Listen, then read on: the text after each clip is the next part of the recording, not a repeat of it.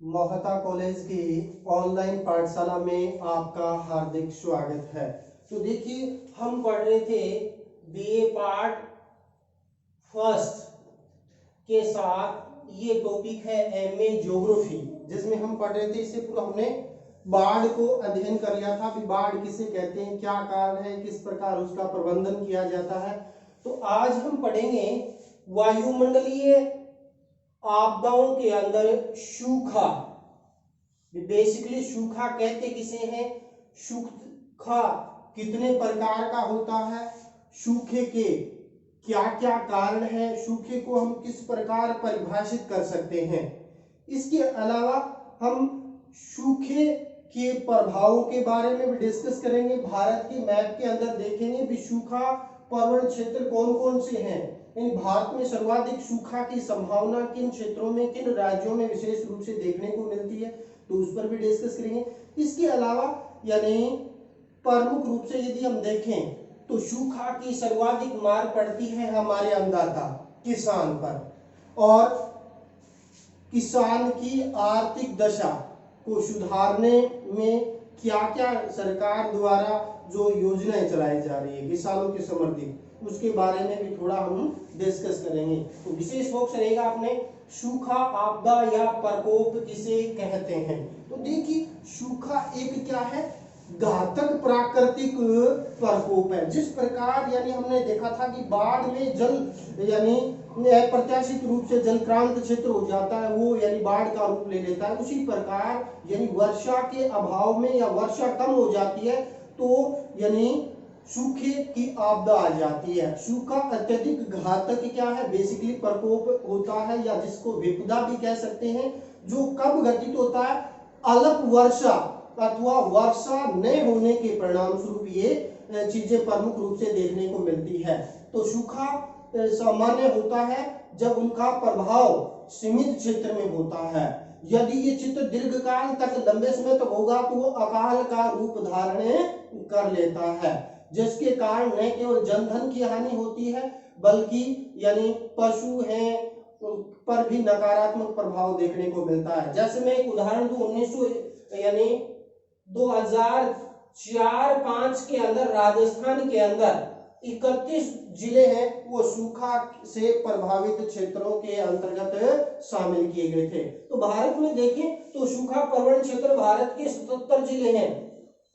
और जिसमें से 8 राज्यों में भारत का 82% सूखा क्षेत्र आता है, उसका भी हम डिस्कस करेंगे। तो पहले बेसिकली सूखा कहते किसे हैं, तो पहली डेफिनेशन देखें, भारतीय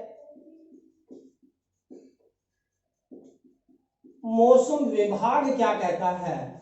तो भारतीय मौसम विभाग के अनुसार सूखे को हम किस प्रकार परिभाषित कर सकते हैं, तो बेसिकली उस दशा को सूखा कहते हैं जब किसी क्षेत्र में सामान्य वर्षा से जो वास्तविक वर्षा है वो क्या हो गई, 75% कम हो। यानी सूखा उस दशा को कहते हैं जब किसी क्षेत्र में सामान्य वर्षा से वास्तविक वर्षा 75% कम होती है, वो सूखे के अंतर्गत शामिल किया जाता है। और सूखे की प्रचंडता के आधार पर भारतीय मौसम विभाग ने 3 वर्गों में इसको विभाजित किया है। एक तो प्रचंड सूखा, तो प्रचंड सूखा कब होगा,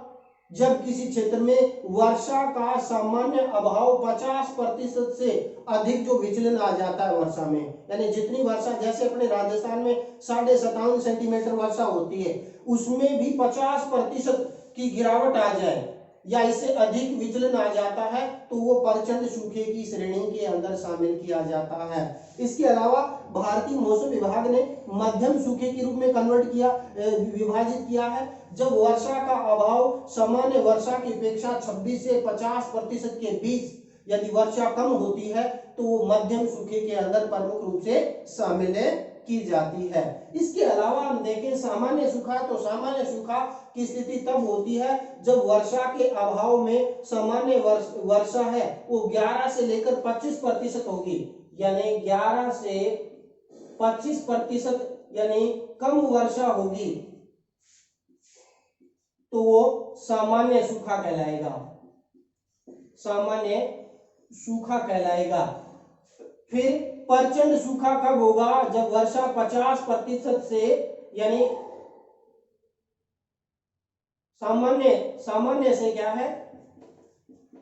सामान्य से 50% से कम वर्षा होगी तो वो प्रचंड सूखे के अंदर उसको शामिल किया जाता है। इसके अलावा मध्यम सूखे में क्या होगा, यानी सामान्य वर्षा से 26 से लेकर 50% के बीच यदि वर्षा में क्या आए, कमी आए, तो वो सूखा क्या कहलाएगा? वो मध्यम सूखा कहलाएगा। मध्यम सूखे के रूप में उसको क्या करते हैं, परिभाषित करते हैं। तो सूखे के 2 नंबर के प्रश्न के अंदर पूछा जा सकता है, सूखे को परिभाषित कीजिए। तो सामान्य अर्थ तो क्या होगा, सूखा क्या अत्यधिक प्राकृतिक आपदा या विपदा है जो अल्प वर्षा अथवा वर्षा न होने के परिणाम स्वरूप मुख्य रूप से क्या है, सूखा सामान्य होता है। और भारतीय मौसम विभाग के अनुसार परिभाषित कर सकते हैं कि उस दशा को सूखा कहते हैं जब किसी क्षेत्र में सामान्य वर्षा से जो वास्तविक वर्षा 75% कम होती है तो उसको सूखे के श्रेणी में शामिल करते हैं। और सूखे को भारतीय मौसम विभाग ने 3 भागों में विभाजित किया। प्रचंड सूखा जब वर्षा का अभाव सामान्य वर्षा की अपेक्षा 50% से अधिक यानी गिरावट आ जाए तो वो यानी प्रचंड सूखे की श्रेणी में आ जाता है। मध्यम सूखा जिसमें जब वर्षा का अभाव सामान्य वर्षा से 26 से 50% के बीच हो, मध्यम सूखे के अंदर शामिल किया जाता है। सामान्य सूखा जिसमें यानी 11 से लेकर 25% से कम वर्षा होती है वो सामान्य सूखे की श्रेणी में शामिल है, वो किया जाता है। तो ये तो बेसिकली हो जाता है यानी सामान्य सूखे की परिभाषा। इसके अलावा यदि हम देखना चाहें तो सूखा बेसिकली क्या है, यानी वर्षा के न होने या कम होने की स्थिति के अंदर, यानी कुछ क्षेत्रों के अंदर फसलें हैं वो नहीं उत्पादित होती या फसलों के उत्पादन अचानक गिरावट आ जाती है, उसमें सर्वाधिक प्रभाव हमारे अन्नदाता हमारे किसान पर सर्वाधिक प्रभाव पड़ता है। हालांकि राज्य सरकार और केंद्र सरकार समय समय पर कृषि से संबंधित विभिन्न प्रकार के सुधार और विभिन्न प्रकार की यानी योजनाएं लाती है, लेकिन वो यदि हम देखें तो बहुत कम है और उसमें और ज्यादा परिवर्तन करने की यानी आवश्यकता है। अब हम बात करते हैं कि बेसिकली यानी सूखा है, इस सूखे के कारण क्या है, इसको हम किस प्रकार परिभाषित कर सकते हैं। तो सूखे को कई यानी सूखे के कारणों से पहले हम सूखे के प्रकारों के बारे में थोड़ा सा डिस्कस कर लेते हैं। वे सूखा को कितने भागों में विभाजित किया गया है। तो देखिए वर्षा या वहां कृषि उत्पादन, वहां की वनस्पति के अंदर गिरावट और वन्य आदि विभिन्न विविधता के आधार पर सूखे को यानी प्रमुख रूप से 5 भागों के अंदर विभाजित किया गया है। तो देखिए पहले आता है मौसमी सूखा, यानी मौसमी सूखा सीधी सी बात है वर्षा के अंदर कमी आने, और कमी भी कितनी, जो सामान्य वर्षा होती है उससे 75% से कम वर्षा हो जाए तो वो भारतीय मौसम विभाग के अनुसार सूखा है। उसमें भी यानी प्रचंड, मध्यम और सामान्य सूखा कहते हैं जिसका सीधा सा प्रभाव हमारे यानी पशु संपदा और कृषि पर पड़ता है, उसमें कृषि के उत्पादन गिरावट आ जाती है और सबसे ज्यादा प्रभाव हमारे किसान के ऊपर देखने को मिलता है। फिर आता है जलीय सूखा, और जलीय सूखे के अंदर क्या है, जब वर्षा यानी कम हो, कितनी कम हो कि यानी कृषि फसलें तो यानी कुछ मात्रा में हो जाती है लेकिन हमारे जो भूमिगत तथा बाह्य जो जल स्रोत है वो बेसिकली सूख जाते हैं, उसमें जल की गिरावट आ जाती है। तो स्थायी जल के अंदर हमारे तालाब है, जोड़ है, बावड़ियां हैं, कुएं हैं, उनके अंदर यदि गिरावट आ जाए, वो सूख जाए तो वो स्थायी जल सूखा होगा। और भूमिगत जल सूखा यानी हमारी भूमि के अंदर रिसाइक्लिंग पद्धति धीरे धीरे विचलित हो जा रही है। क्यों? क्योंकि हमारे जो नेचुरल नदियों के मार्ग थे उनमें हमने डैम बना दिए या हमारा जो पारिस्थितिक तंत्र में हमने विकृति ला दी, जिसके कारण क्या है, भूमिगत में जो स्वयं रिसाइक्लिंग की पद्धति थी वो धीरे धीरे कम हो गई, जिसकी वजह से यानी उस पर जो भूमिगत जल है उस पर सिंचाई के माध्यम से और अत्यधिक दबाव है, उसके कारण भूमिगत जल के अंदर यदि गिरावट आ जाए तो वो सूखा बेसिकली भूमिगत जल सूखे के अंदर शामिल किया जाता है। फिर कहते हैं कृषि सूखा, यानी कृषि के अंदर यानी हमारी जो फसलें हैं उसमें इतनी कम वर्षा हो कि वो फसलें में गिरावट आ जाए, उसके उत्पादन कम हो, तो वो बेसिकली सूखा होता है, वो कृषि सूखे के अंदर शामिल करते हैं। सामाजिक व आर्थिक सूखा क्या होगा, जब हम, क्योंकि कहा जाता है कि भारतीय कृषि यानी भारत का मानसून का जुआ है, मानसून समय पर आ गया, बम्पर प्रोडक्शन होता है, मानसून समय पर नहीं आता है या समय पर बुआई नहीं होती है या बीच में सतत गैप आ जाता है, जिसके कारण कृषि के उत्पादन में गिरावट आती है। कृषि पर आधारित विभिन्न प्रकार के जो आर्थिक क्रियाकलाप है या जो उद्योग है वो उसके अंदर प्रमुख रूप से क्या है, गिरावट देखने को मिलती है। तो यानी जिसका सामाजिक आर्थिक यानी प्रभाव कृषि के उत्पादन के साथ जो अन्य औद्योगिक क्रियाओं पर यदि नकारात्मक प्रभाव पड़ता है, किसान की आर्थिक क्रियाकलापों पर विपरीत प्रभाव पड़ता है, वो बेसिकली आर्थिक सूखे के अंदर शामिल किया जाता है। उसके बाद हम बात करते हैं पारिस्थितिकी सूखा। पारिस्थितिकी सूखे के अंदर यानी हमारे यानी वर्षा यानी कम होने के कारण जब सूखा या वर्षा लंबे समय तक नहीं होती है तो हमारा जो इकोसिस्टम है, हमारा जो पारिस्थितिक तंत्र है उसमें धीरे धीरे क्या है, गिरावट आना प्रारंभ हो जाती है। और ये जो गिरावट आती है उसका नकारात्मक प्रभाव फिर लंबे समय तक देखने को मिलता है। जिसमें हम देखें ये पारिस्थितिक सूखा के अंदर यानी से 1877 का जो अकाल हो या 56 अकाल जिसको 1899 में आया हो, यानी या 1987 के अंदर सूखे की स्थिति पड़ी हो, या राजस्थान के अंदर मैंने बताया 2004-5 में 31 जिले सूखे से प्रभावित थे। तो यानी जब एक लंबे विस्तृत क्षेत्र के अंदर लंबे समय तक वर्षा नहीं होती है तो सूखे की चपेट के कारण यानी हमारी वन संपदा पर भी दबाव देखने को मिलता है, हमारे जीव जंतु वनस्पति भी उसमें गिरावट आती है, उसमें कुछ प्रजातियां तो विलुप्त भी हो जाती है। तो वो सूखा होगा पारिस्थितिकी सूखे के अंदर उसको शामिल है, वो किया जाता है। तो सूखे को बेसिकली 5 भागों में बांटा गया, मौसमी सूखा, दूसरा जलीय सूखा, तीसरा यदि हम देखें कृषि, चौथा सामाजिक व आर्थिक सूखा और पांचवा पारिस्थितिकी सूखे के अंदर शामिल किया जाता है। अब हम देखेंगे सूखे के कारण, यानी सूखे के कारण क्या है भाई। तो सूखा के कारण की यदि हम बात करते हैं तो कुछ तो हमारी जलवायु दशा यानी उष्णकटिबंधीय क्षेत्र है, भौगोलिक परिस्थितियां हैं, और दूसरी हमारे दक्षिण पश्चिम मानसून जो क्या है, देरी से आता है कभी, यानी दक्षिण पश्चिम मानसून देखें तो ये है इसकी दिशा, तो यानी दक्षिण पश्चिम से भारत में मानसून कई बार या विलंब से आता है या बीच में विभंगता आ जाती है, अल्निनो लानिनो का प्रभाव भी कई बार देखने को मिलता है, जिसके कारण मानसून समय पर नहीं पहुंचती है, समय पर बुआई नहीं होती है, तो जिसके कारण क्या है, कृषि फसलें या तो सूख जाती है या उसमें बुआई नहीं होती। तो दक्षिण पश्चिमी मानसून का देरी आना भी एक सूखे का प्रमुख यानी हम प्राकृतिक कारण माने। दूसरा मानसून जलवायु की लंबी अवधि का अंतराल, कई बार हमारे मानसून वैसे भी 4 से 5 महीने रहता है, उसमें भी जो जहाँ शुष्क कृषि होती है उस क्षेत्र में कई बार 20-25 दिन का गैप आ जाता है, और उस गैप में जो वर्षा नहीं होती है तो खड़ी फसलें सूख जाती है, और उसका भी प्रभाव क्या है सूखे का। हाँ, इसके अंदर देखें तो कहीं न कहीं मानव के द्वारा जो यानी प्राकृतिक वनस्पति पर जो हस्तक्षेप हुआ है, जलवायु चक्र में जो परिवर्तन हुआ है, जिसमें नगरीकरण है, औद्योगिकरण जैसे कई कारकों के कारण ये स्थितियां प्रमुख रूप से क्या उभर के आई हैं। फिर बात करते हैं मानसून का समय पूर्व समाप्त हो जाना। कई बार क्या है, मानसून की अवधि वैसी सीमित है और मानसून कई बार क्या है यानी समय से पूर्व लौट जाता है, जिसके कारण जितनी वर्षा होनी चाहिए उतनी पर्याप्त मात्रा में वर्षा नहीं हो पाती, जिसके कारण जो फसलें हैं वो पूर्णतः पक नहीं पाती और उसका सीधा सा प्रभाव पड़ता है हमारे किसान या हमारे अन्नदाता पर। इसके साथ हालांकि भारतीय कृषि मानसून का जुआ कहा जाता है, भारत का आर्थिक बजट इस कृषि पर घूमता है,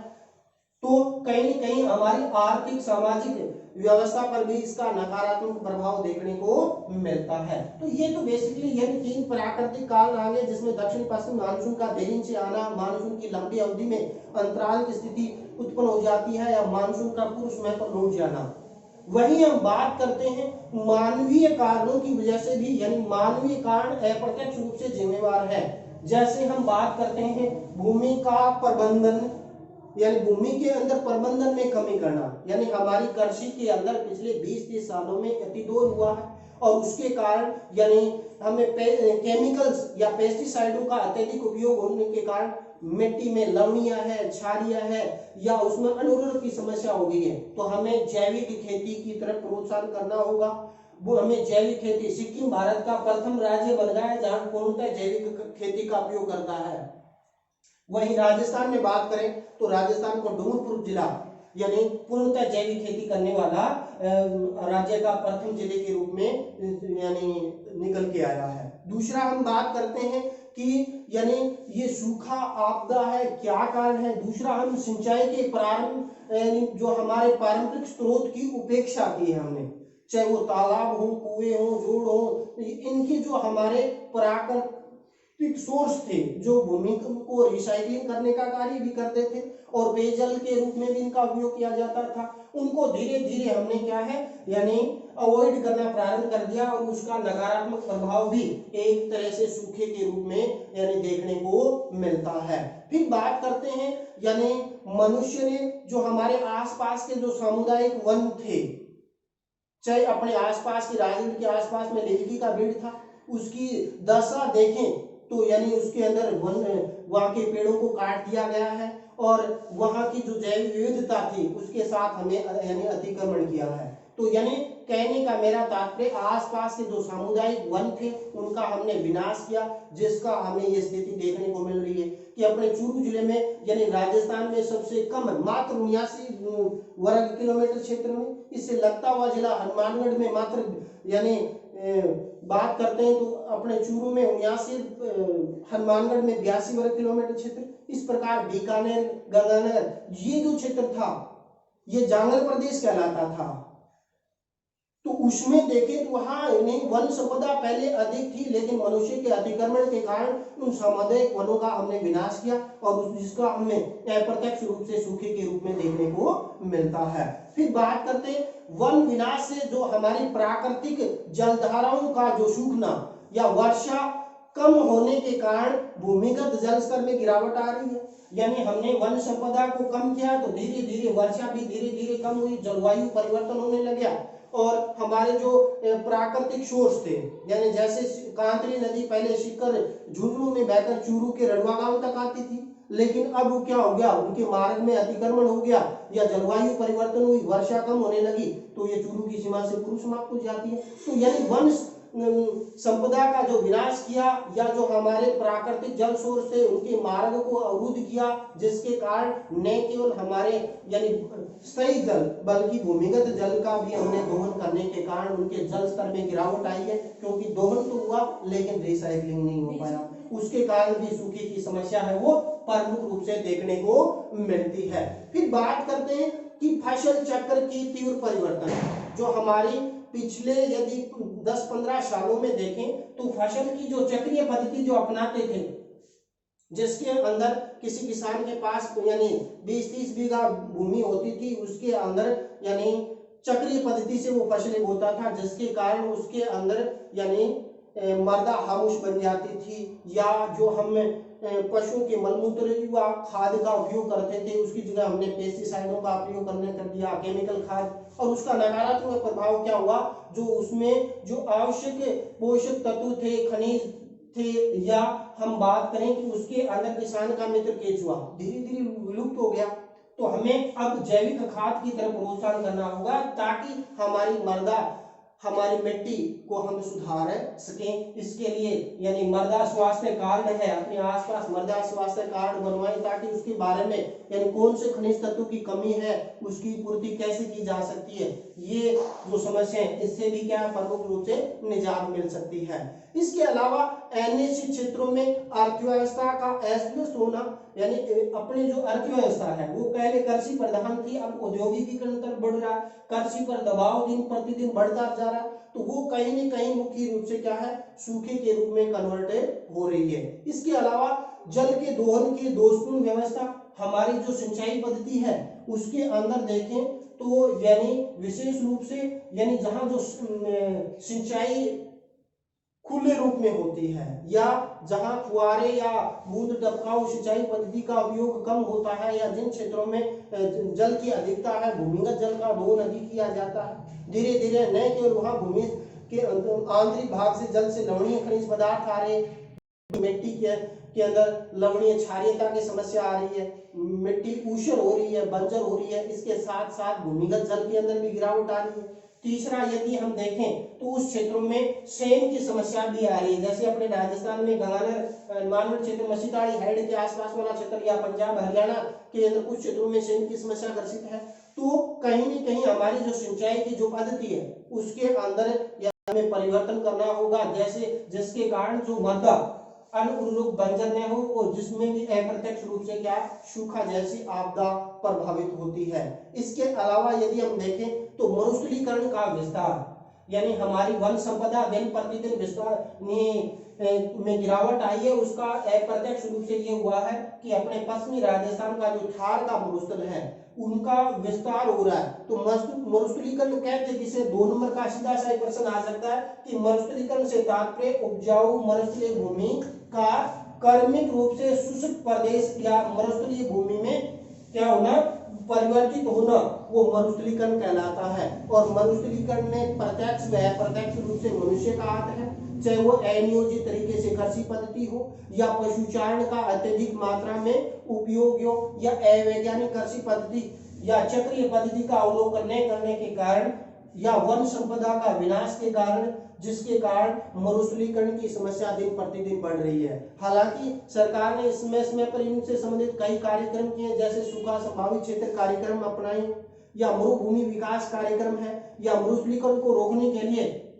इंदिरा गांधी नहर क्षेत्र में या अरावली क्षेत्र के अंदर वनारोपण का कार्यक्रम भी समय समय पर किया, लेकिन फिर भी कहीं न कहीं मरुस्थलीकरण का विस्तार भी यानी सूखे को आमंत्रित करता है। तो ये बेसिकली आ जाते हैं सूखे के कारण, जिसका हम एक बार पुनः दोहरा देते हैं कि एक तो दक्षिण पश्चिम मानसून का यानी देरी से आना, मानसून की लंबी जो अवधि में बीच में अंतराल आ जाना, मानसून का समय से पूर्व समाप्त हो जाना, या भूमि का सही तरीके से हम प्रबंधन नहीं करते हैं, उस भूमि प्रबंधन में कमी आई है, सिंचाई के पारंपरिक स्रोतों की हमने अपेक्षा कर दी, वो सामुदायिक वनों का हमने क्या है धीरे धीरे विनाश कर दिया, और वन विनाश के कारण जो हमारी प्राकृतिक जलधाराएं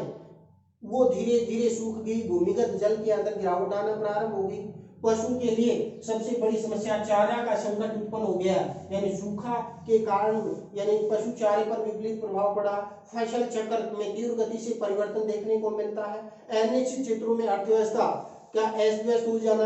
या जल संसाधनों के दोहन का दोषपूर्ण जो तरीका है सिंचाई का, या मरुस्थलीकरण का विस्तार भी सूखे जैसी आपदा को प्रमुख रूप से क्या है आमंत्रित करते हैं। और कहीं न कहीं हमारे जो पारिस्थितिक तंत्र के साथ हमने खिलवाड़ किया है, जिसका हमारे यानी ग्लोबल वार्मिंग, वैश्विक तापमान या जलवायु परिवर्तन जैसी घटनाएं देखने को मिलती है। अब बात करते हैं कि ये जो सूखे के कारण देखिए इसके प्रभाव क्या है। तो देखिए वैसे देखें तो सूखा एक प्राकृतिक आपदा है जिसको यानी प्रमुख रूप से यदि देखें भयंकर विनाशात्मक प्रभाव देखने को मिलते हैं। हमारे पास तंत्र है बिल्कुल यानी डिस्टर्ब होता है, और सूखे के अंदर देखें तो हमारे पौधे और जीव जंतु की जातियां, कुछ जातियां विलुप्त हो जाती है, और यानी अपने आसपास भी देखिए बहुत से कई प्रकार के जीव जंतु घास यानी वनस्पति है वो धीरे धीरे क्या है यानी विलुप्त हो रही है। तो उसमें ये भी प्रभाव देखा है कि लंबे समय तक यानी कई बार सूखे की स्थिति वर्तमान में देखने को मिलती है। और अपने राजस्थान में तो कहावत है कि तीजियो पूरियो आठवां अकाल, हर तीसरे साल अकाल की स्थिति रहती है, और हर 8वें साल भयंकर अकाल पश्चिमी राजस्थान में विशेष तौर पर। तो ये स्थिति भी देखने को मिलती है, और कुछ जानवर भूखमरी के कारण क्या है मर भी जाते हैं, कुछ बेसिकली कमजोर हो जाते हैं। इसके अलावा यदि हम सूखे का आर्थिक पक्ष देखें तो हमारा किसान, हमारा अन्नदाता सर्वाधिक यानी इस सूखे से प्रभावित रहता है, और इसी कारण किसान की आय का यदि हम आंकलन करें तो एक व्यवसायिक की, एक टीचर की या एक कर्मचारी की जितनी आय 1970 के बाद यदि हम देखें तो उसमें 50 से 50 गुना वृद्धि हुई है, लेकिन एक किसान की आय 3 गुना ही हुई। तो कहीं न कहीं इसमें हमें इसके प्रति एक सकारात्मक दृष्टिकोण अपनाना होगा कि सूखा जैसी आपदा है या किसान की आय जो दुगनी करने का लक्ष्य है उसमें क्या कमियां हैं, उसको हम किस प्रकार सुधार कर हमारे किसान, हमारे अन्नदाता की आर्थिक दशा को हम सुधार सकते हैं। हालांकि राज्य सरकार और केंद्र सरकार इससे संबंधित कुछ योजनाएं इंप्लीमेंट हो रही है, उनको सही तरीके से यानी लागू किया जाना चाहिए, ताकि चाहे वो मृदा स्वास्थ्य कार्ड हो या प्रधानमंत्री फसल बीमा योजना हो या राज्य सरकार से प्रायोजित यानी परियोजनाएं हो, उसको यदि हम समय समय पर इम्प्लीमेंट करेंगे तो निश्चित रूप से चाहे सिंचाई से संबंधित परियोजनाएं हो या कृषि के सुधार से संबंधित योजनाएं हो या हमारे पास तंत्र को मजबूत करने से संबंधित योजनाएं हो, उनको सही तरीके से यदि हम इम्प्लीमेंट करेंगे तो निश्चित रूप से क्या है यानी इस दशा को हम यानी कुछ हद तक कंट्रोल कर सकते हैं। फिर यदि हम देखें सूखे का आर्थिक प्रभाव क्या होगा, सीधा सा प्रभाव कृषि और किसान और उससे संबंधित विभिन्न प्रकार के जो उपभोक्ता है या उसमें यानी चारा नहीं उत्पन्न होगा तो पशुओं पर विपरीत प्रभाव पड़ेगा। जल के अभाव के कारण यानी औद्योगिक उत्पादन में भी मुख्य रूप से गिरावट मिलेगी। उद्योगों के लिए कच्चा माल यानी गेहूं से यानी प्रमुख रूप से हमारे फसलों से उत्पन्न होता है, उस पर भी नकारात्मक प्रभाव इसके अंदर देखने को मिलेगा। तो इस प्रकार यदि हम देखें तो सूखे का प्रभाव न केवल प्रमुख रूप से हमारे पारिस्थितिकी तंत्र, जीव जंतु, वनस्पति, पादप, मानव पर पड़ता है, बल्कि यदि हमारी देखिए इकोसिस्टम पर भी इसका प्रभाव देखने को मिलता है। हमारे राज्य या देश की आर्थिक विकास की गति अवरुद्ध हो जाती है। कृषि और किसान की दशा के आर्थिक दशा के अंदर भी गिरावटें देखने को मिलती है। तो इस प्रकार हम देखें तो ये कारण आ जाते हैं जिसके लिए प्रभाव अप्रत्यक्ष रूप से, हालांकि और ज्यादा विस्तृत प्रभाव है, लेकिन हम देखें तो अब हम बात करें राजस्थान में यानी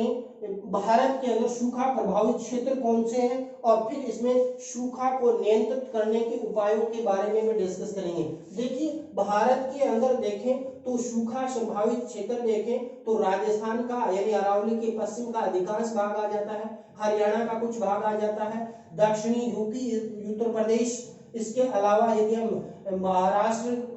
मध्य प्रदेश का विदर्भ क्षेत्र है, गुजरात का कच्छ सौराष्ट्र और लगभग अधिकांश गुजरात इसके अंदर आ जाता है। इसके अलावा मध्य प्रदेश महाराष्ट्र का मराठवाड़ा क्षेत्र या उसके आसपास वाला, कर्नाटक और तेलंगाना और आंध्र प्रदेश, तमिलनाडु का जो वर्षी छाया प्रदेश है वो भी प्रमुख रूप से आ जाता है, छत्तीसगढ़ का क्षेत्र आ जाता है। यदि हम ओवरऑल करें भारत के सूखा संभावित क्षेत्रों में 8 राज्यों में भारत का 82% सूखा संभावित क्षेत्र आ जाते हैं। 8 राज्य कौन से हैं जिसमें हरियाणा, राजस्थान, गुजरात, मध्य प्रदेश, इसके अलावा छत्तीसगढ़ आ जाता है, इसके अलावा महाराष्ट्र यानी तेलंगाना और इसके अलावा कर्नाटक राज्य आ जाते हैं। तो इसके ये 8 राज्य भारत के 82% सूखा संभावित क्षेत्र करते हैं। भारत में देखें तो यानी 77 जिले हैं वो सूखे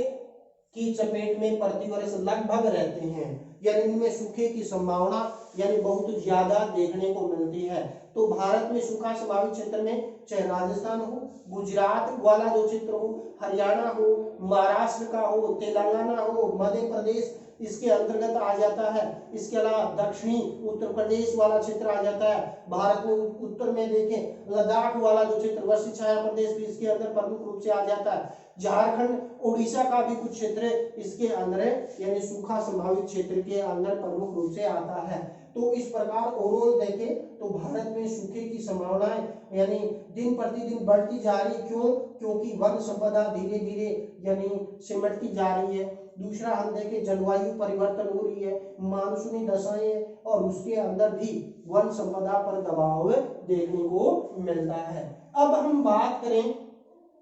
कि भारत में या सूखा आपदा के नियंत्रण के क्या उपाय किए जा सकते हैं। तो सूखे को कंट्रोल नहीं कर सकते, हालांकि हमारे पारिस्थितिक तंत्र को मजबूत कर सूखे की समस्या का एक दीर्घकालिक उपाय सुझाव कर हम वन संपदा का यदि विस्तार करें तो सूखे को यानी कुछ हद तक कंट्रोल किया जा सकता है। तो सूखा एक प्राकृतिक आपदा है, लेकिन जब प्राकृतिक आपदा आ जाती है तो तत्कालिक स्तर पर यानी सूखा पीड़ित लोगों के लिए, चाहे वो पेयजल हो, आहार हो, पशुओं के लिए चारा हो, या किसानों को यानी आर्थिक लाभ, जिसमें किसानों को जो विभिन्न प्रकार की योजनाएं हैं, चाहे वो प्रधानमंत्री फसल बीमा हो या राष्ट्रीय फसल बीमा जो यानी 2004-05 के अंदर शुरू की गई थी, या अन्य जो योजनाएं हैं उनका यानी किसानों को उसका सीधा लाभ हो, या जो क्षेत्र वहां प्रभावित है चाहे वो पशु हो या उसके अंदर देखें जिस क्षेत्र में पेयजल की समस्या है उसका पेयजल उपलब्ध करवाया जाए, आहार या की समस्या है, पशु के लिए चारे की व्यवस्था है तो उसको तत्कालिक समय पर यानी उसको ये सुविधा उपलब्ध करवानी चाहिए। वही बात करें दीर्घकालिक स्तर पर, एक तो वृक्षारोपण किया जाए और जिसके कारण वसुंधरा को हरा भरा भी किया जा सके और ऐसी प्राकृतिक आपदाओं को कम किया जा सकता है। इसके अलावा जो शुष्क कृषि पद्धति है उसमें जो चक्रीय पद्धति को अपनाया जाए, या मरुस्थलीकरण को प्रसारण को रोकने के लिए यानी जो विभिन्न प्रकार की कार्य योजनाएं समय पर लगाई जाती है, जैसे सूखा संभावित क्षेत्र कार्यक्रम यानी भारत के अंदर 1974 में शुरू किया गया था, जिसमें 16% क्षेत्रफल और 12% जनसंख्या जो प्रभावित थी उसमें ये कार्यक्रम चलाया गया था। या मरुभूमि विकास कार्यक्रम जो विभिन्न कंपटीशन एग्जाम में पूछा जाता है 1977-78 के अंदर यानी ये कार्यक्रम भी चलाया गया था। इसके अलावा यानी मरुस्थलीकरण के प्रसार को रोकने के लिए कई कार्य योजनाएं समय समय पर चलाई जाती है, या कमांड क्षेत्र विकास कार्यक्रम ये भी 1977-78 में चलाया गया। इसके अलावा विभिन्न प्रकार की जो यानी सूखा अकाल की समस्या से निपटने के लिए जो भी समय समय पर कार्य योजनाएं अपनाई जाती है उसको यथार्थ धरातल पर यदि हम इम्प्लीमेंट करेंगे तो निश्चित रूप से क्या है, सूखा जैसी आपदा का हम मुकाबला कर सकते हैं, उसके प्रभाव को कम कर सकते हैं। तो ओवरऑल हम देखें तो आज हमने सूखा क्या है, सूखा कितने प्रकार का होता है, सूखा के क्या क्या कारण देखने को मिलते हैं, इसके अलावा सूखे के अंदर यदि हम बात करें तो प्रभाव क्या है, सूखे को किस प्रकार हम उनके प्रभाव को कम कर सकते हैं, उसको नियंत्रण कर सकते हैं, उसको भी देखा। और इसके अलावा मरुस्थलीकरण पर 2 नंबर का प्रश्न बनता है कि मरुस्थलीकरण से क्या तात्पर्य, सीधा सा है कि मरुस्थलीकरण से तात्पर्य उपजाऊ मरुस्थलीय भूमि का क्रमिक रूप से शुष्क प्रदेश में तथा मरुभूमि में क्रमिक रूप से विस्तार और प्रसार को ही बेसिकली मरुस्थलीकरण के रूप में जाना जाता है। 2 नंबर का प्रश्न ये पूछा जा सकता है। तो ओवरऑल यानी हमारी इससे पूर्व यानी प्राकृतिक आपदा बाढ़ देखी थी, अब हमने देखा सूखा। नेक्स्ट हमारा रहेगा भूस्खलन से क्या तात्पर्य है। तो भूस्खलन की घटनाएं भी पिछले कुछ दिनों में देखने को मिलती है और कौन कौन से सूखा संभावित यानी इसके अंदर भूस्खलन के प्रभावित क्षेत्र हैं। नेक्स्ट कभी अपने लगेगा तो भारत में सूखा के कौन कौन से वर्ष रहे हैं, जैसे छप्पड़िया अकाल विश्व संवत 1956 और वर्ष देखें तो 1899 के अंदर यानी ये सूखा यानी पड़ा था।